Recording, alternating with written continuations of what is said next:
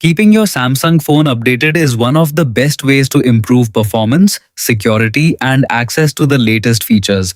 In this guide, I'll show you exactly how to check for and install the newest software update on your Samsung device.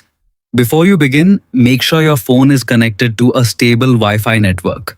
Software updates can be quite large, so using Wi-Fi helps you avoid unnecessary mobile data charges. It's also a good idea to have at least 50% battery life or keep your phone plugged into a charger during the update process.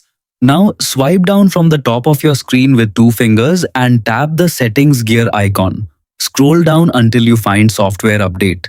On some Samsung models, you may first need to tap About Phone before selecting software update. Next, tap Download and install or check for updates.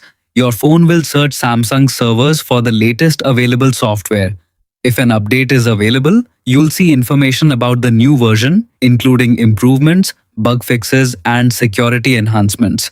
Since I'm already updating my phone to the latest version, I'll simply wait while the download finishes. Once it's ready, tap Install Now. Your Samsung phone will restart automatically, install the update, and then boot back to the home screen. The installation may take several minutes, so don't turn off your device during the process.